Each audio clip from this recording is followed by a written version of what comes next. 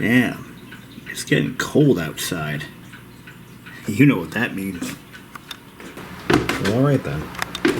What it means is snow is right around the corner. For those of you who live in the northern part of the United States or elsewhere in the world where it snows when it's cold outside.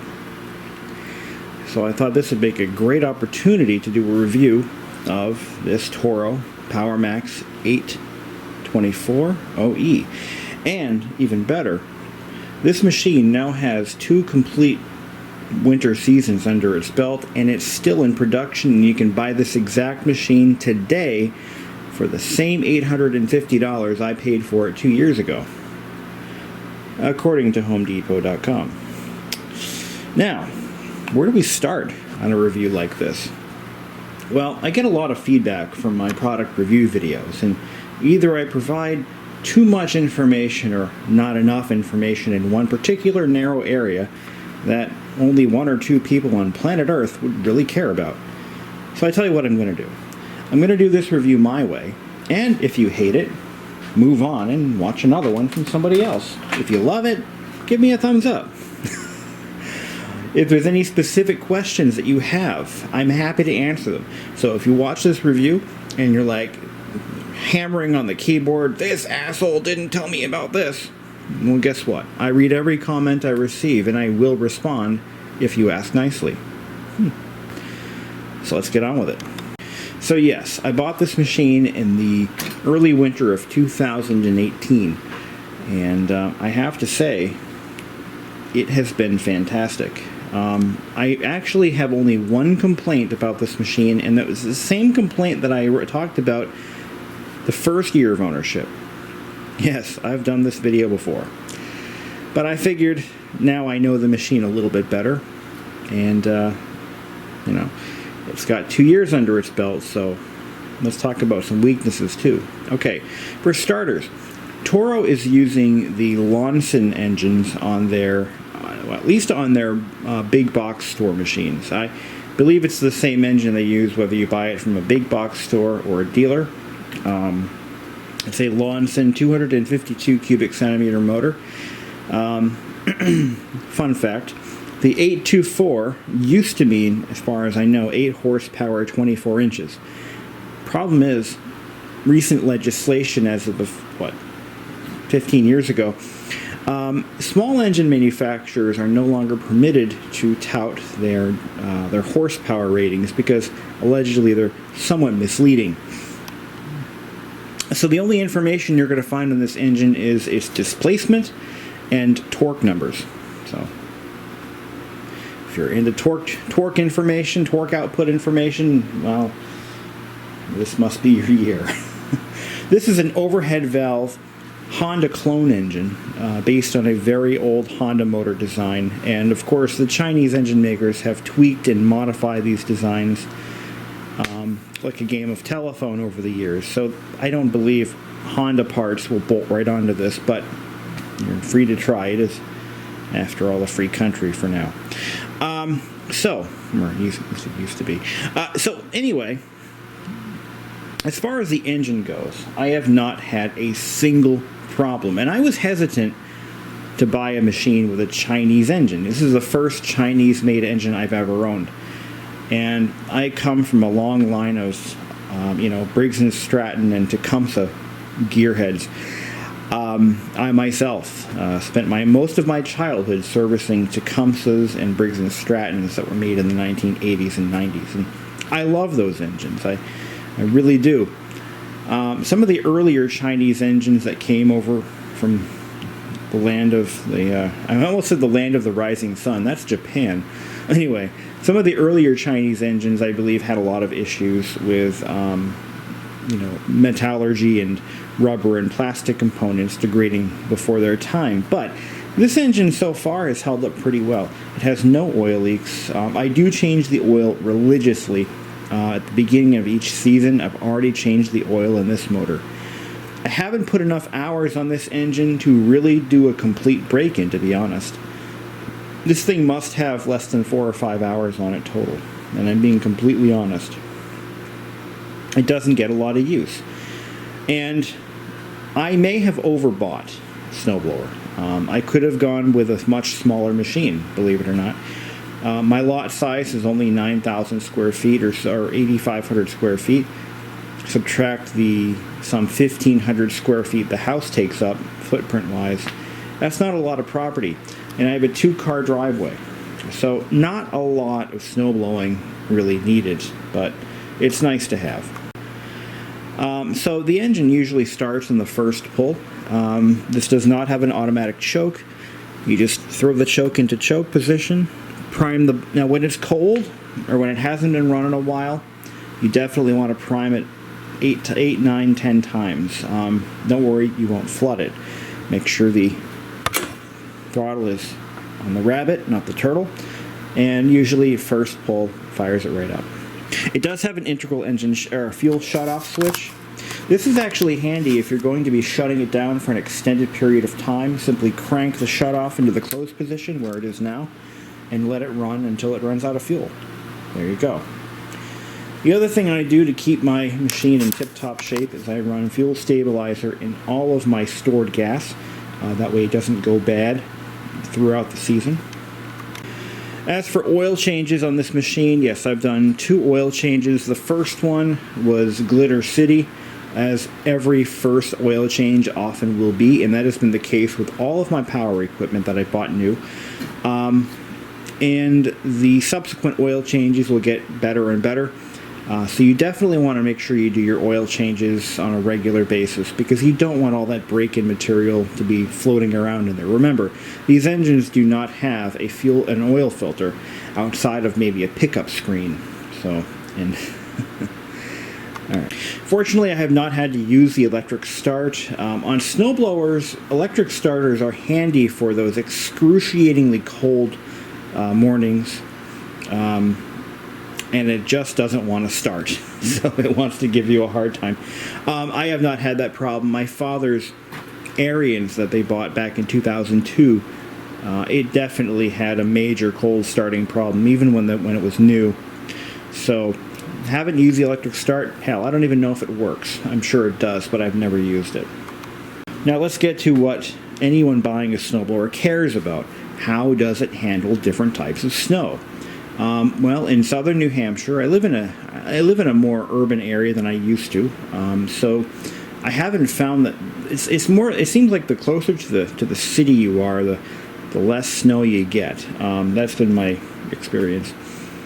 On average, where I used to live, we would regularly get several feet of snow. I haven't had that in the 2 years I've lived here, but light powdery stuff, of course, that's the bar is low for that. Anything can pick up the light powdery stuff. Even my grandma, who actually passed away 10 years ago, but I bet she could still pick up the light powdery stuff pretty easily. It just throws it, no big deal. The heavier stuff is where it gets tricky. For a lot of machines, that's where it really counts. The heavy stuff that packs down as it comes down, that some blowers have a hard time with it. Your single stage machines typically have a better time with that stuff because it just spits it out so fast. These 2-stage machines, they're really good for a massive quantity of snow, but they do sometimes struggle on the hard pack stuff. Again, that's been my personal experience. Your mileage may vary. So getting on with it, this machine has eaten up every type of snow I've thrown at it. The hard pack stuff and the powdery stuff. And that has to do with the speed at which that impeller spins and the design of the chute assembly. How many of you folks have cats who like to eat leaves and then throw up after? That's been our experience. He found a leaf over there just as I'm filming, and I can hear him, gagging. And you idiot. Anyway, so the way the chute is designed, it really does take up that hard pack stuff, and it shoots it right out. If, for example, on my parents once owned a 65 Gilson Unitrol snowblower, which we used to call it the Beast. It weighed twice as much as this machine. It was built from like 1/4-inch deck steel. I mean, this thing was a monster. I'm exaggerating a wee bit. But that machine really did struggle with the heavy pack stuff. It was a very early design. The chute was just not, the geometry just wasn't there for it. What makes this Toro unique is it has a design. This is why they molded it all out of plastic, so they could get this intricate shape. The snow that does not make it out of the chute, it falls back in, and it gets directed through this channel here, because it's spinning this way. So it gets directed back into the impeller, where it gets chopped up even further, and then it eventually makes its way out. This machine does not clog under normal use. I have not had it clog once. So the included anti-clogging implement has not been used. So this machine, because of that design, it does not have a tendency to clog. And I'm fairly certain that it's protected by several patents. Don't worry, we'll talk about the plastic parts in a bit. But anyway, we will get to that, I promise. So in terms of not clogging under heavy snow and hard-packed snow, has not been an issue. And I attribute it to that design.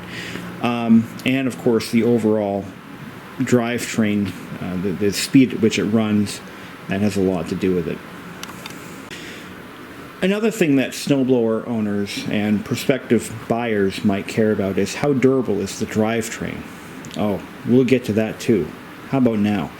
So, one of the things that is maybe a bit controversial that Toro has done is they've eliminated shear pins from their driveline and replaced them with what I believe to be grade 3 bolts. They're a very low grade bolt, and they can break under extreme torque, but for the most part, the entire drivetrain, the impeller mechanism and the auger, when faced with an obstacle, such as a boulder, they're supposed to stop, and the driveline is supposed to absorb that torque until the engine stalls.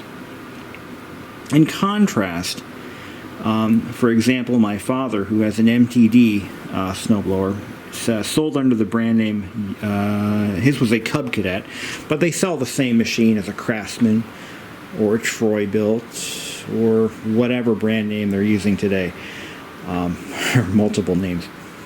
Now that machine, I believe in one storm, one particular snowstorm, because he had a little bit of ice in the snow mixed in with the snow, he went through something like 10 shear pins in the impeller as well as the auger assembly. I couldn't believe it. At least 10, because they come in like bags of whatever, and he burnt through a couple bags. And he actually called me up. He needed me to run to the store, and because I was in the area, he had me run to the store to get the last ones that they had on hand, and he broke all those too. It just kept breaking them. It was a particularly unique heavy snowstorm. And his machine was much bigger than this, and it had the power steering and all that fancy crap. And a headlight, which I wish this had, but it doesn't. That's the one thing I don't like. It doesn't have a headlight. So I ended up having to install lights all around my house so that when I have to run around and do the path in the backyard and the side yard for the utility company and such, you know. Anyway, I don't want to go too far off the trail. But the Toro machine does not use shear pins. So if you're out there and you're snow blowing a heavy, heavy snowstorm worth of, fallings, don't worry, you won't break a shear pin. The engine can stall if faced with an obstruction big enough. Just what kind of an obstruction is big enough to stall this machine, I have yet to figure out, and here's why.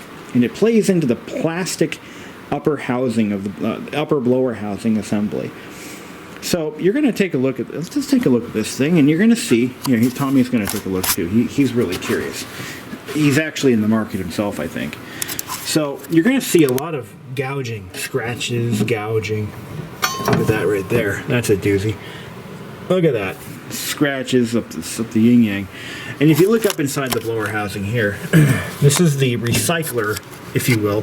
This is what I was talking about. This is what redirects the clogged snow back into the impeller to be further chopped up and sent back through again. It's a pretty ingenious design, but you'll see some gouges. Look at that. Look at that. What the hell was that? No, that wasn't ice. That was pavement. See, the city plow left a nice trail of asphalt chunks right alongside my driveway. And I didn't know those were there because they were buried in snow. So I'm running along, it's early morning, I have to go to work, and then all I hear was the most god-awful noise I've ever heard in my life, and I knew what it was. I'm like, you son of a bitch. Because as I'm going through this area, I'm looking down and I'm seeing these little chunks of pavement everywhere. I'm like, no, come on, don't. One of those, like a delayed reaction, like I knew I had to stop, but my brain said go. Ka-chunk. It was awful. But here's the thing, the machine didn't stall. It didn't stall and nothing broke. Not even the plastic. And that was on a cold morning too. Cold. It probably 10 degrees that morning. It was ice cold. So if plastic is ever going to break, that's when it's going to break. When it's a cold morning and you hit something that's not compressible. So it ate through, from what I could figure, probably 4 chunks of asphalt went through this machine and nothing happened. Just a little bit of paint damage, which honestly, any snowblower that's more than a couple of years old is going to look a lot worse than that. But that's what happened. So for those of you who are going to look at this machine in the store, you're going to be at your Home Depot, at your Lowe's, at your wherever your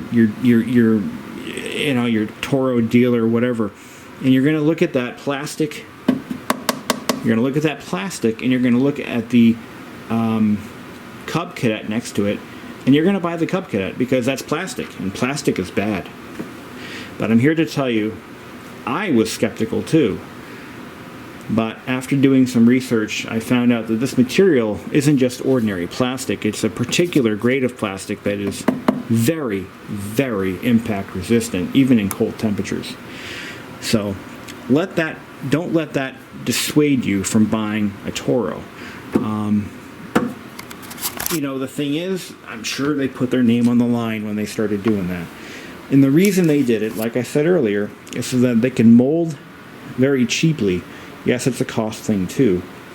So they could very cheaply mold that special anti-clogging mechanism into one piece rather than multiple pieces of steel welded together. Or in the case of MTD, put together with sheet metal screws.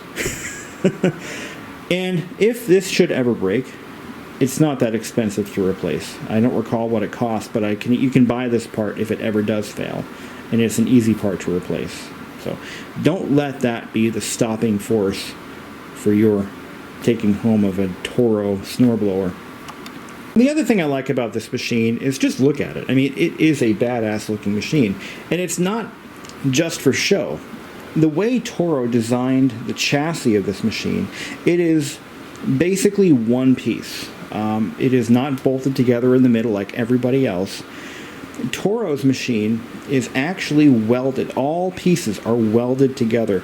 No screws, all welds. And I remember looking at some older MTD products, and they were all, the auger housing would be screwed together with sheet metal screws. And a lot of snowblowers, especially back in the day, they were made very cheaply, especially, right around the recession. But this thing is all welded. And so this is a good test to do while you're out snowblower shopping. And right now, I'm going to try to get this video uploaded quickly so I can catch some of the snowblower buyers or anyone shopping for a machine right now, because we're now in mid-fall here. So put your hand down on one of the handles and then look at the chassis. And what you don't get with a Toro is chassis flex. It is a solid chassis. There's no flex between going across the plane here. None at all. Do it on the other side. Look at that. This is a solid chassis. This is what sold me on the machine. It is a rugged beast of a snowblower.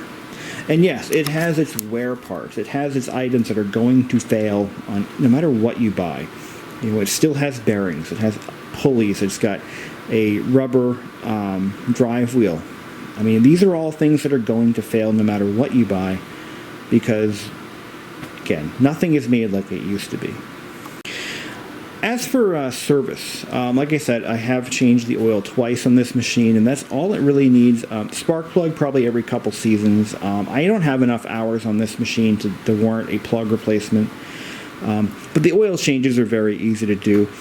I recommend pulling this wheel off here, and they come off very easily with a pull pin, and drop the machine down, and take that. This is your drain pipe. Pop that off. Make sure you do it while the engine is warm, so the oil flows out nicely. And then refill it. I believe it uses 5W30, if I'm not mistaken. It's the Oreo. Oreo's really looking like, wow, look at this machine. You know, it's probably one of the most dangerous machines for a cat to play with because they could run into one while it's running.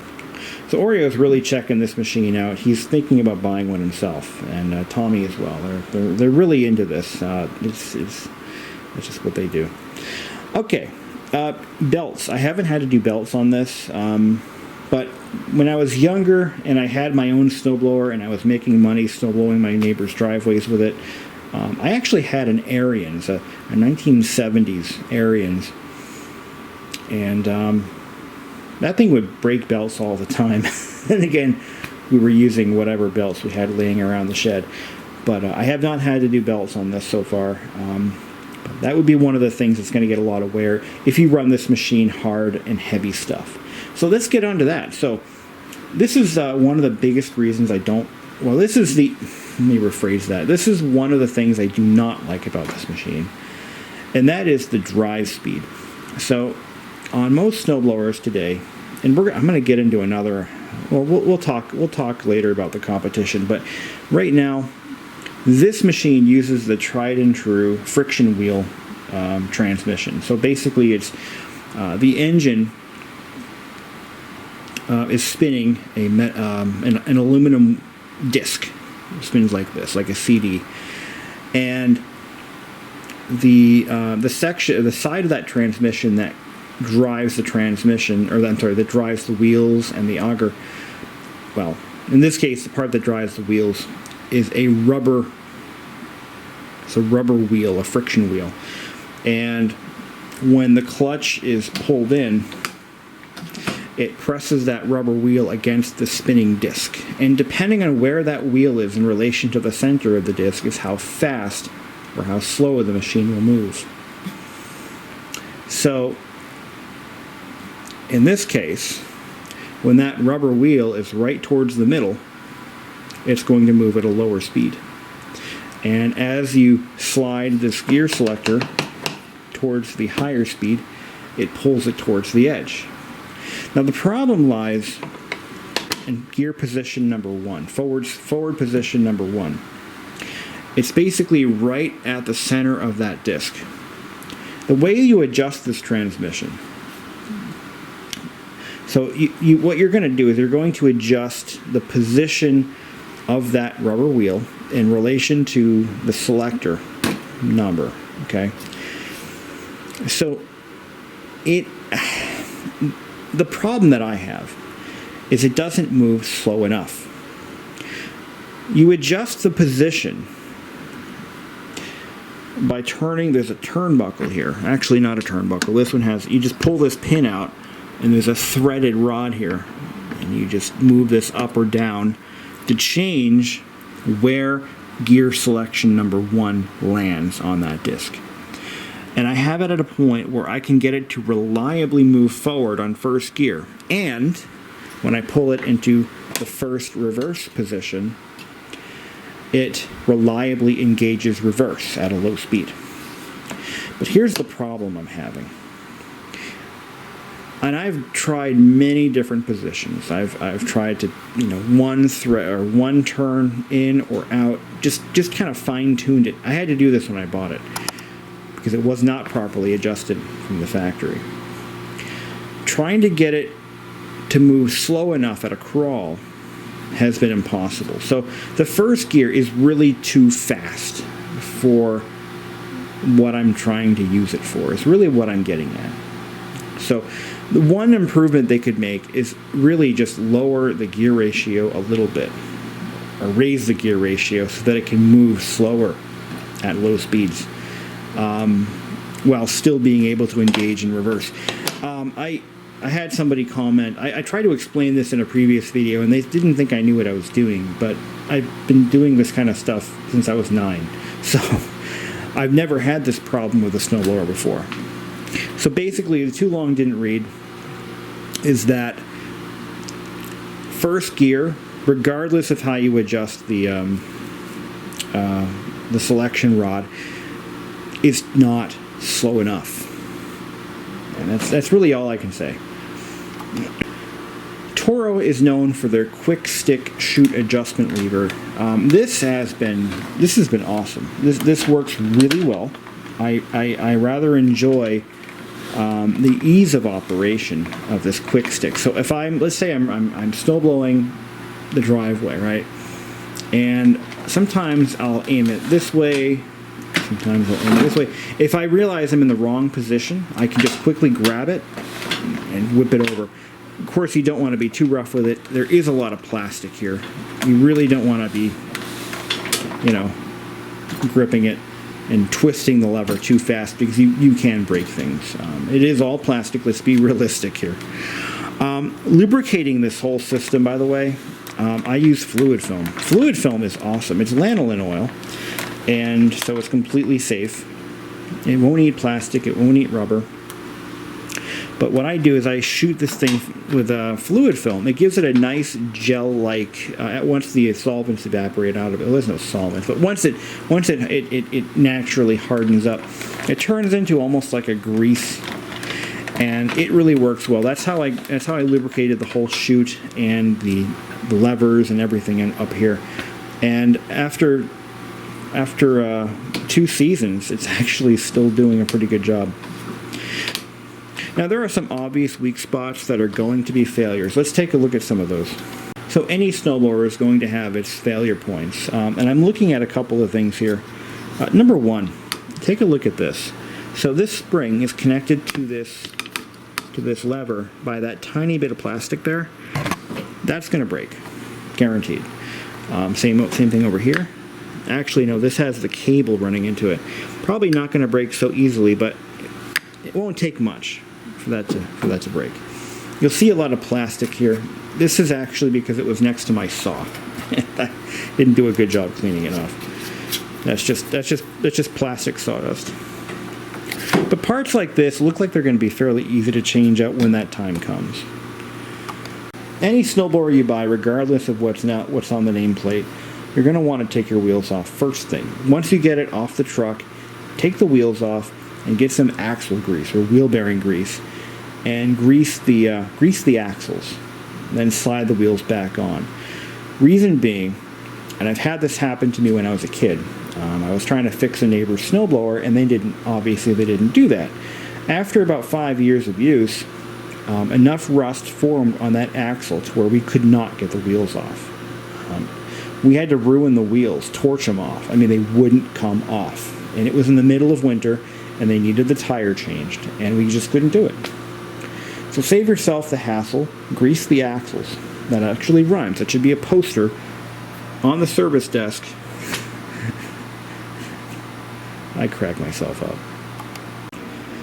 What else can I say? It's a snowblower. It really does a fantastic job. I have no real complaints other than the first gear selection speed too high, and if I adjust it even one turn more, it will not reliably engage. There's just not enough. The wheel's just not lined up enough to do the job. So keep that in mind. Secondly, what was the other thing? No headlight. The A24 OE does not feature a headlight. This is kind of a bargain price valued machine for what it is at $850. The A24 is good for somebody with maybe an acre, not an acre, but somebody with like a 4-car driveway. This machine is plenty. This is all you need. I've done a lot more with a lot less. And the 24-inch snowblowers are pretty much your bog standard homeowner snowblower. Given my situation, my driveway isn't very big. It's only it's a 1-car wide, 2 cars deep. I could have actually gotten away with one of those throwaway paddle snowblowers and would have been just fine. But a machine like this, with the use that I put it through, it'll last. Hell, I'll probably get 15 years out of this thing. That's my hope. And I can predict what things are going to break. Like I said, that's going to break, guaranteed, probably in 2 years. That's going to break in 2 years, mark my words. And then I'll have to buy a handle. The friction wheel drive, those actually are wearable items on snowblowers, and they will occasionally need replacement. So, give it a couple of years. That'll probably wear out. I'll have to buy a new friction wheel. Not a big deal. Those pretty much go out on these pretty often. I've never really had a snowblower tire, except for my neighbor's, the one that I couldn't get the wheel off. Snowblower tires typically last a good long time, and look at how knobby these tires are. I mean, that's pretty decent. You could put chains on this, and I'm actually thinking about doing that. I have had it slip a few times. No, you know what? No, I haven't, come to think of it. Maybe once. Not enough to require chains, though. But otherwise, she's pretty rock solid. Like I said, Toro's drivetrains, or at least their auger gearboxes, are known for their longevity. They're known to be pretty beefy, pretty well made. I talked to a gentleman I know who actually services power equipment just as a side business, and he says he's never had a Toro go bad, but he's had a lot of MTD products, a lot of Cub Cadets and Troy-Bilts. Now let me talk about the Troy-Bilts for a second. I said I'd bring this up. So this uses the tried and true friction wheel drive plate transmission setup. I've seen those used on lawn tractors, and they've held up pretty well. One thing that this is something I just recently learned, and I almost bought one just because they were cheap. But MTD products, the lower end MTDs, the ones that you see in the front of Lowe's chained with a bicycle chain altogether, sitting in the rain, those machines in particular, you might want to research this before you quote me on it, but a lot of those lower end MTD, Troy-Bilt, Craftsman, Cub Cadet, whatever name they're using for that particular production run, they have a plastic gearbox, an actual gearbox that lives in this space under here. And those integrated gearboxes have a tendency to fail, usually just after the warranty period. I've heard of gear failures, all sorts of different problems with those. And there's no fixing them. You cannot buy parts for that transmission. It's an entire transmission made entirely out of plastic. And I think it's made by the same company who makes the transmission in my Toro lawnmower. In fact, let me tell you what it is. I think it's called General Transmission is the company. Yeah, that's what it is. It's General Transmission. I don't even need to look it up. So General Transmission makes this monstrosity of a plastic gearbox that is permanently lubricated with grease. No oil? I don't even think there's oil in it. I think it's just grease.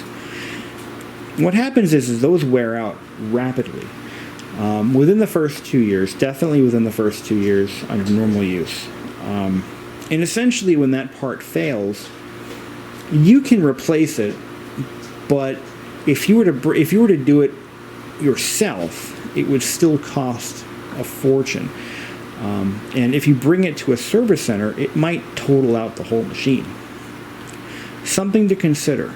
So when you're out shopping for a snowblower, make sure whatever you buy doesn't have that stupid transmission, because they are a serious weak point on those machines. And I know for a fact that one of my YouTube viewers commented on this, but my Toro lawnmower has a transmission that's built by the same company, and it also has a high failure rate. But in that case, I mean, I'll buy the transmission and replace it myself. I'm not worried about it. But my snowblower, this is a very expensive machine. This is the most expensive machine I own, and I don't want to be replacing major parts in 2 years. So, anyway, I thought I'd mention that. Definitely, if you're out shopping for a snowblower and you happen to see a great deal on an MTD product, they always say MTD on them. Like, you know, look at the manufacturing plate. If it says MTD on it, they pretty much make everything now. They keep buying up companies that are folding and selling them under their own names. The real shame, though, is Cub Cadet. Cub Cadet used to mean something. It used to mean a quality-built machine. But now that MTD's building them, I'm not so sure about that. So, food for thought. I happen to really love my Toro equipment. I just did a review on my Toro lawnmower. Check it out. Good, bad, and ugly. It's mostly good. I have an MTD chipper shredder vac. It's the what brand is it? It's the Troy-built chipper shredder vac.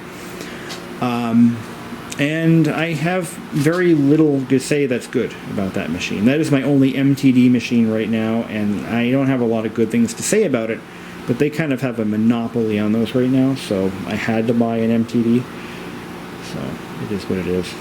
Oreo, look at this guy. Where's that snowblower going? Oh. He probably sleeps on top of it. For a while, they were sleeping on my lawnmower bag. It provides a nice place to sleep. So now I keep the bag on the machine so that they can't do that very easily. So yeah, I've gotten this machine started for the winter. I like to get my machine started and running, you know, about a month before I expect the first snowfall. That way I don't have to worry about it. So I store these machines with no fuel. I drain all the fuel out. I run them until they run out of fuel after I drain the tanks with the siphon. And at the beginning of the season, I fill them with treated fuel with stabilizer so that they're ready to go when called upon. And change the oil, like I said, should be good to run for the next season. Same with this guy. New air filter, change the oil, sharpen the blade. It's good for next season. Well, that was it for now. I appreciate your support. Thank you very much for watching. What, buddy? What's the matter, buddy? Yeah, he wants his daddy. He wants his daddy. Yeah.